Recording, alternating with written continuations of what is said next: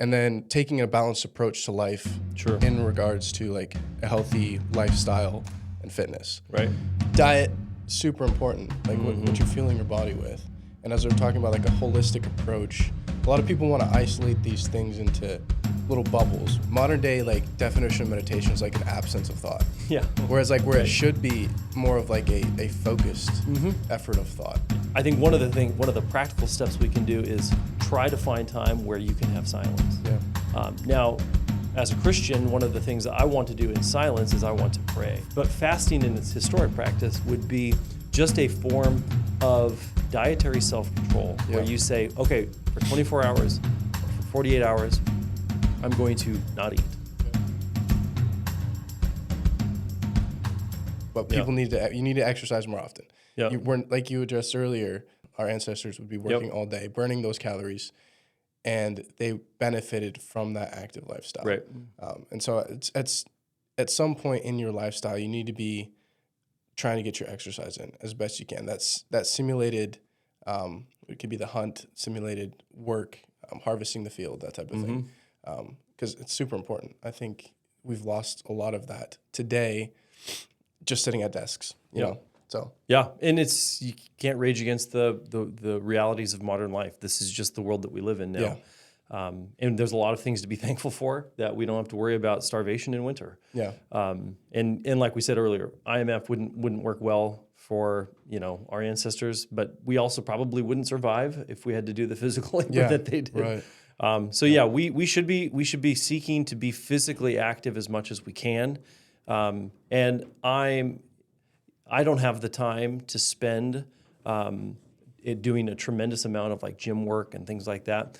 So I try to do as much physical activity as I can and include other people in that. Right. So like, for example, this summer we've had an excellent opportunity to do a bunch of backpacking. Oh, nice. Which is essentially rucking, right? Right, absolutely. And rucking is one of the best forms of physical activity that you can do.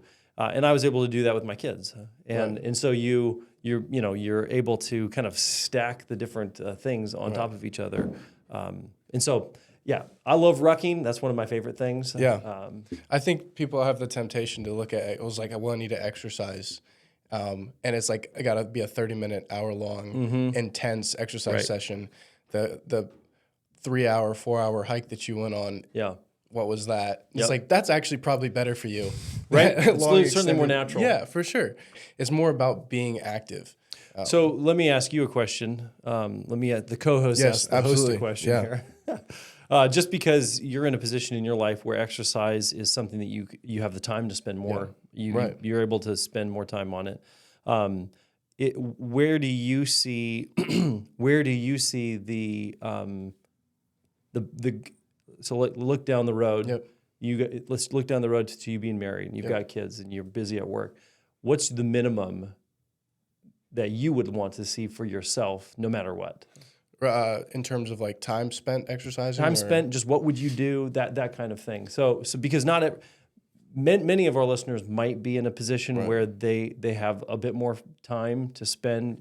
An hour in the gym is not a lot. Right. For me, an hour in the gym, I just don't have that. Right. Exactly. I just don't have an hour for the gym. So I have to figure out different ways. So what would be so one of the downsides to that for a guy like me is that because I don't have I'm going to be in the gym, and what do you do in the gym? Well, I guess you exercise. Yeah. So I have to be more proactive in making sure that I'm actually getting that activity in, where I've got a timer on my phone or on my watch that every 15 minutes beeps so I can go do 10 burpees. Right, yeah, exactly. Those kinds of things. What would you see as a minimum amount of exercise that you would want to see for yourself, depending on, as you get more busy with your life? I think the busyness would kind of make for the more often and shorter, because you're always going to have time when you wake up, before you go to bed, and at some point in between your day. And those could vary in duration, but there's studies on this, being active throughout the day for certain spots, like you're saying that hour, like every hour doing 10 burpees. That's going to be as effective as like doing a 30-minute exercise workout or an hour-long workout in the middle of your day. For me, it would be just that focused idea of let me get in exercise where I can. Yeah. Because in the morning, you're always going to have that certain amount of time, whether that's Sure. 15 or 30 minutes, where you can like do a quick cardio, just push-ups, pull-ups, burpees. Yeah. That's all you need. And then you can do a quick stretch session while you're listening or reading the Bible or something, you know? And then the same thing for the middle of the day and then at the end. Yeah. And I think that could vary from day to day. Like if I have if I'm going to take the family out on a hike, I'm like, I don't need to work out that day. I'm going to go walk 10 miles, you know? Yep. So, that's good. yeah, I think just having the balanced perspective of like, I can't do one thing is not going to, being so rigid that you're not able to live the life that you're supposed to be living. Sure. I think you can get into that pitfall with physical exercise. You're just like, well, I have to get my lift in today if I want to hit my PR in 3 weeks. It's like, well, what's important? Like for me, I care about that PR, so I'm not going to do certain things that are going to impact that. Sure. Because I can make that value decision where I'm at in my life. But if I have a family and those types of things, you have to be really weighing the balance of which things are important and which are not. So. Absolutely. Yeah. No, that's great. And then rest on that too. Sundays, there's people nowadays, especially in like MMA, they're like, let's do 7 days a week of exercise because you're only getting better. Every day. That's the grind set, right? Right. Yeah. Exactly. And you should be grinding, but you should be grinding so hard that you need that seventh day. Yeah. What do you think about like the guys that are like, you know, picture of my watch, it's 4 a.m. Now I'm gonna, you know, because one of the things I would think, and this might just be because I'm older now. Yeah. Like sleep is really key. Oh yeah, absolutely. Everybody will say sleep is key, but you get to a point in your life where your body just says you've been ignoring sleep. Yep. So I'm going to make you sleep. Right. You know, I'm just going to make you tired, and so you're going to need to have that rest. I remember taking a neuroscience class where I didn't actually realize this, but there is no scientific reason to explain why we sleep. Like you can't. If you ask a neuroscientist why do we sleep, they will say we don't actually know why you need to sleep. Huh. But if you had to choose between 10 days of no food or 10 days of no sleep, always choose the no food because you will die if you don't have sleep. If you are physically prevented from sleeping, you'll eventually die from that because it's crucial to your life. Yeah. Everybody knows this inherently because it's like eventually you get tired and you have to fall asleep. But I think that is God's design for giving us the rest that we need. Right. Where and again, modern world has modern problems. Yeah. It used to be the sun went down and you had nothing to do. You went to bed. Time to go to sleep.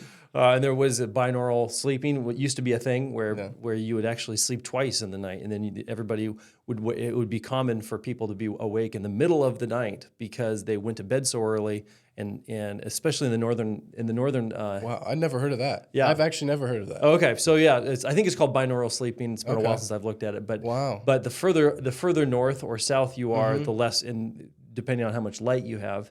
If the sun goes down at say relatively like say 6 p.m. your time and is not going to get up to, or even earlier like say 5 a.m. to like 7 p.m. 7 a.m. the next day. Well, that's like 14 hours of sleep. Yeah. Nobody needs 14 hours of sleep. So you'd go to sleep when the sun went down, but then it would be common to wake up in the middle of the night and it'd be a few hours where people would be awake and then they go back to sleep again. I'm not sure how common it was, but I know that that's definitely a thing. But the modern world has now let us be able to do work and have lights on and have mental inputs all the time. Right. And so unless we, again, thinking of the fruit of the Spirit, unless we exercise that self-control to actually, I think it's actually harder to go to bed than to wake up. Right. I think so. Even though it's hard to wake up, yeah, it's easier to like have that push in the morning, like I got to get up because if I don't, it's going to ruin the day. Right. Whereas I don't have to go to bed. I got other things I could do. Right. Yeah. No, for sure. Yeah, I think the Jocko Willings and the David Goggins of the world were just like control your willpower. I think it's a very important aspect that we don't have enough of today. Yeah. But if you're going to see the toll of that if you're like going to bed at 11 p.m. or midnight and you're waking up at 4:30 in the morning. Or even if you have a family and you're going to bed at 8:30. Yeah. Because you need to wake up at 4 a.m. for some reason. Yeah. I mean I think that's give and take there. If you're waking up at 4 a.m., you need to set that pattern where you're going to bed earlier. It can't just be something arbitrary like, well, I have to wake up 4 a.m. no matter what.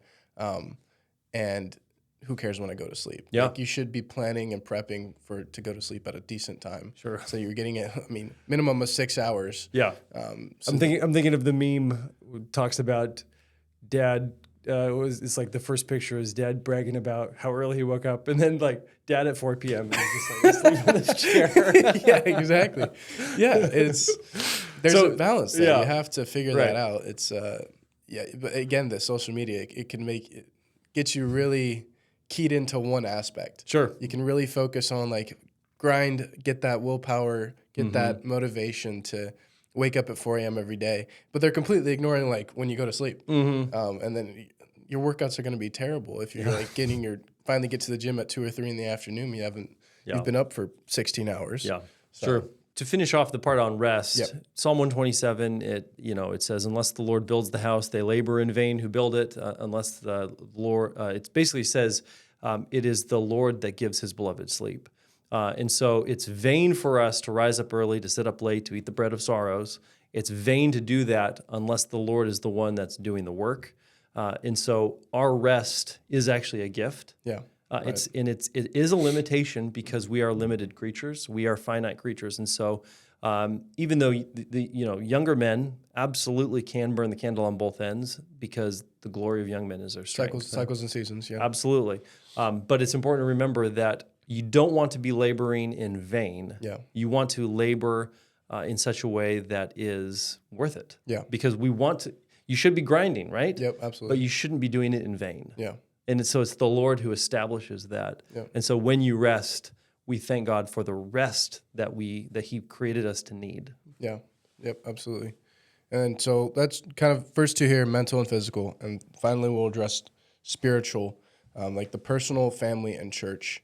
A lot of our listeners might not go to church or like be concerned about those types of things. As Christians, we value that as super important. It's the reason that we're focusing on the mental and physical aspects is because the spiritual is so important to us, and we want to be like basically have the least amount of problems with the mental and physical side so that we can be spiritually strong and apt for the things that we need to do during the day, and so, I mean, as a elder in our church, large family, influential in the community, kind of what are your perspectives on like how much we should be, how much and like the value that we should be placing on these spiritual disciplines? Yeah. So if you had to put these in order of importance, you could debate what's more important, physical or mental. Yeah. Because that way, like we said at the beginning, your physical abilities will drop off, but so will your mental abilities. Right. But the most important by far is the soul that God has given you that will never die. Absolutely. And so our main goal in everything that we do should be the question, is this good for my soul? Right. And so when we talk about spiritual health, that's the main thing. Is this good for my soul or not? There's this idea of all things are profitable for me, but not all things are beneficial. Yep. Mark Driscoll once said, Mark Driscoll. Mark Driscoll once said, this is a great line. Whatever you think of Mark Driscoll, this is a great line. He said, some things aren't sinful, they're just dumb. Yeah. And there is a sense in which, as men, we can do things that might be not sinful, but they might be dumb. Yeah. They might be things that are just bad for us. Yeah. And it might not even be something that's explicitly prohibited in Scripture, but my soul is not benefiting from this. Right. Of course, the primary thing that you do to protect your soul is you find a good church and you devote yourself to the peace and prosperity of that church every Lord's Day. That's your primary means, because that's God gave the church the kingdom, the keys to the kingdom, and so it's the church where the soul is guarded and shepherded. Your local church are the ones who have been entrusted to guard your soul. But you also are in charge.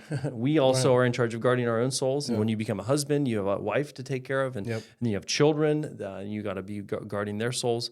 And while your physical and your mental abilities will wax and wane, you'll grow stronger and then you'll grow weaker. There's this cycle that goes through there. Your soul will never die, And your soul, from the moment you're conceived to the moment you die, is always it's always there, and it's always being nourished or it's being famished. Yeah. And so that's where whatever you do to take care of your mental health, whatever you do to take care of your physical health, always remember that above all, both of those things is the health of your soul. Right. Correct. And so that's where a big part of Mount Athos is rejecting vice. Right. Yeah. Because vice destroys your soul. Yeah. Rejecting those things, like we've talked about pornography already. We've talked about drug use. We've talked these are the kinds of things that they're degenerate, meaning that they'll degenerate you, and primarily they'll degenerate your soul. Yeah.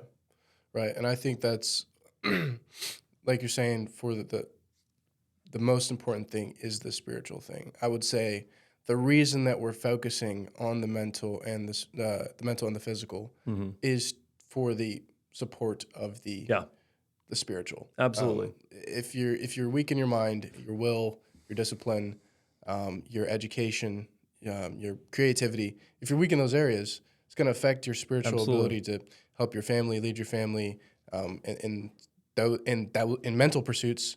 If you have shortcomings in those areas, they're also going to have shortcomings. Absolutely. And then same thing for the physicality. If you can't like pick up your kid, how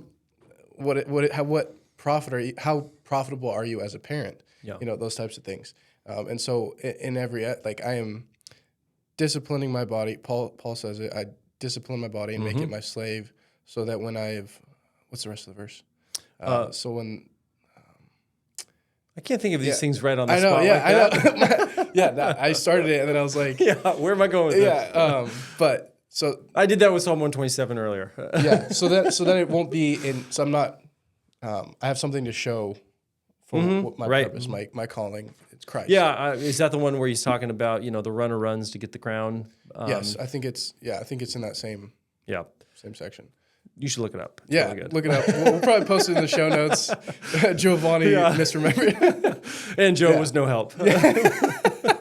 Yeah, but disciplined my body and made it my slave. Like that, there was a physical aspect to his spiritual calling. Absolutely. And we reject fully Gnosticism, which says that only the spirit matters. Yeah, right. The physical and the mental, really your mental state is part of your physical body. Yeah. And that's why it can wax and wane, and you can leave this earth with the mind of a infant because of Alzheimer's or whatever it might be. Right.